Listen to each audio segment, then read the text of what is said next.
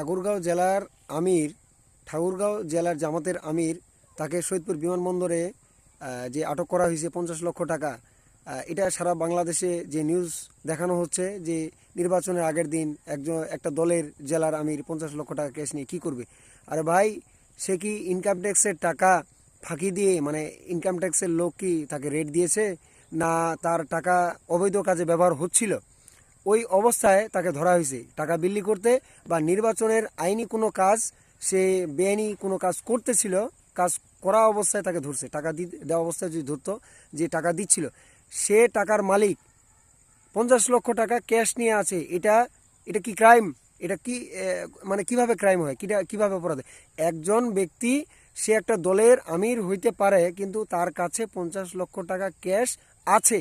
এই টাকা দিয়ে সে কী করছিল, ওই অবস্থাটা, সেটা হচ্ছে অপরাধ। কিন্তু সে না করে তার সঙ্গে 50 লক্ষ টাকা আছে, কি করবে, তার মনে কি আছে? আমি ধরে নিলাম তর্কের খাতিরে যে তার মনে আছে যে সে টাকাটার, সে নির্বাচনে টাকাটা ব্যয় করবে বা এমন কিছু কাজ করবে। কিন্তু মনের কথাটা আপনি প্রুফ দিয়ে বা সেটাকে অপরাধ, অন্যায়, মানে এটা দেখাতে পারবেন না তো। তার টাকাটা যদি অবৈধ হয়, তার টাকা যদি জাল হয়, জাল নোট হয়, অথবা তার টাকার উৎস যদি সে না বলতে পারে, সেটার প্রমাণ না দেখাতে পারে যে আমার আয়ের উৎস কি, কিভাবে আমি টাকাটা পেলাম, তাহলে নিশ্চয়ই এটা অবৈধভাবে সে পাইছে, এটা ক্রাইম। অথবা সেই টাকার নোটগুলো জাল, এটা ক্রাইম।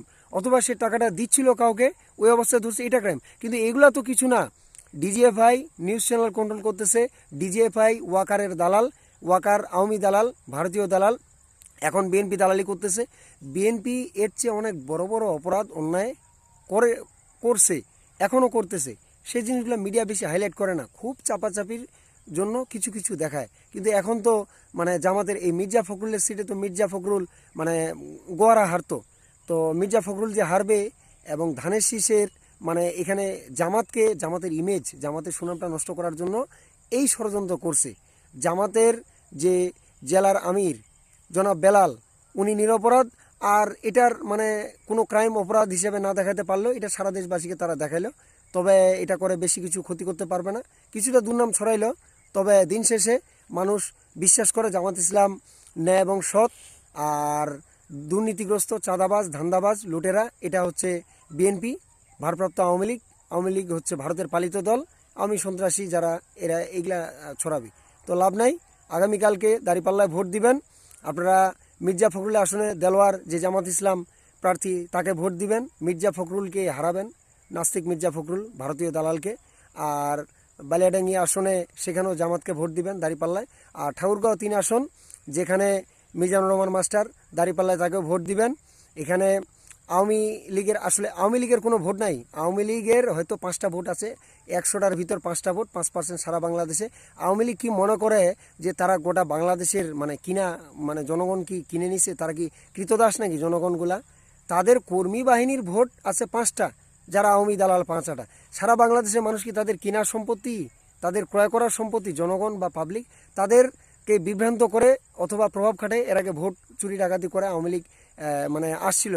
তাই বলে কি জনগণ কি তাদের কেনা সম্পত্তি নাকি? যে আওয়ামী লীগের এতগুলা 30টা ভোট, 35টা ভোট, 40টা ভোট, 48% ভোট, 35% ভোট, এগুলা মানে ওরা নিজেদের বুঝাইতে চায় যে ওদের মানে এখনও আছে অনেক কিছু।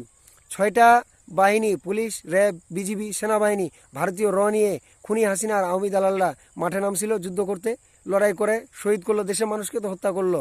ছাত্রলীগের হেলমেট বাহিনী খুন করলো, আওয়ামী সন্ত্রাসী যুবলীগ তারা রাস্তায় নামছিল না। তো আপনাদের 30 থেকে 35% সারা বাংলাদেশের জনগণ, তারা কি কলা খাচ্ছিল, আঙুল চুষতেছিল তখন? তাদের হাসিনা নেত্রীকে যে দেশ সারা পালাইলো, তখন তারা কি করতেছিল? না, দেশে এখন কারফিউ চলতেছে, সেনাবাহিনী শাসন চলতেছে। আসলে সব ভুয়া, ভাওতাবাজি। 5-6টা লোকের কথা ওরা 30-35টা বলে। 5% ভোট আছে কিনা ওই কর্মী যেগুলো আওয়ামী দালাল, 30% বলে। তো যাই হোক, বিএনপি ভূমিধস, মানে লজ্জাজনকভাবে পরাজিত হবে সারা বাংলাদেশে। আর জামাত ইসলাম ভূমিধস বিজয় হবে ইনশাল্লাহ। আগামীতে বাংলাদেশ জামাত ইসলাম ক্ষমতায় আসবে। সারা বাংলাদেশের মানুষ, আজকে দেখলাম ট্রেনে হাজার হাজার মানুষ জামাত ইসলাম জিন্দাবাদ, দাঁড়িপাল্লা জিন্দাবাদ, এই স্লোগান দিয়ে হাজার হাজার মানুষ সারা বাংলাদেশ থেকে তারা গ্রামে আসলো ভোট দিতে, ঈদের আনন্দের মতো। তো এই গণজোয়ার নীলফামারী 2 মহিলাদের বিশাল রেকর্ড পরিমাণ মহিলাদের মিছিল হইল, ঠাকুরগাঁয়ে হইল বিশাল বড় মিছিল, পীরগঞ্জেও হইল। তো এগুলা আসলে সাধারণ মানুষের ভালোবাসা।